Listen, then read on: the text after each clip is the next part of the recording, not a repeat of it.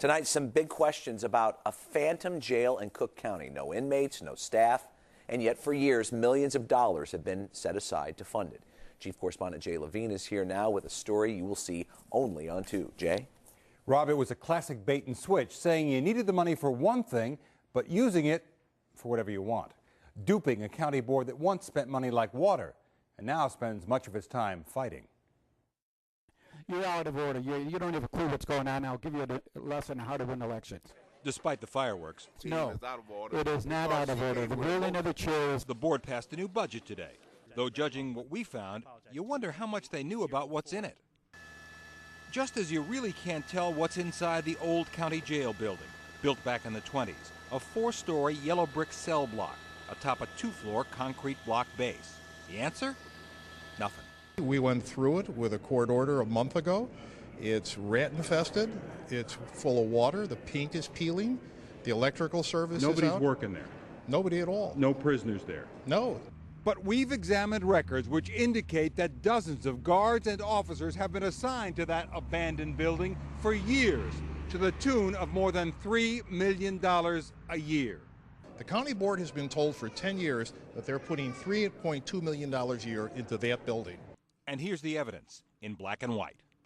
2006, $3,171,000.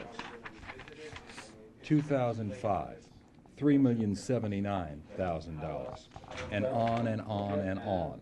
Sure. What would you say if I told you this building was abandoned? Yeah, nothing surprises me here. If they deliberately lie to you, then they're defrauding the public, if not criminally, at least ethically. Dave Novoselsky, who came to us with this story, is a kind of civic bounty hunter who searches for misspent public money and gets a cut when it's returned. $32 million gone. There's no paper trail for where the money went.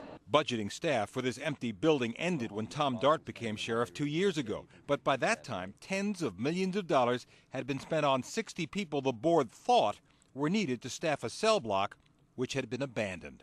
You cannot be assigning people in a budget to work that doesn't exist or to buildings that are no longer being occupied. That is a fundamental flaw in how Cook County appropriates money. It costs the taxpayers not only their confidence, but potentially millions of dollars. And this may be just the tip of the iceberg. Sheriff Dart's spokesman tells me tonight that there were thousands of misidentified county jobs. And while there may be no phantom jail jobs in the $3 billion county budget approved today, with no spending or tax hikes, you got to wonder what else is in there. And the people that are responsible for this just seem to shrug their shoulders to an extent about it. It's, They claim it was all paperwork errors. But the fact is, these jobs were approved to do a certain thing, not for anything they felt like doing. Yeah, fair enough.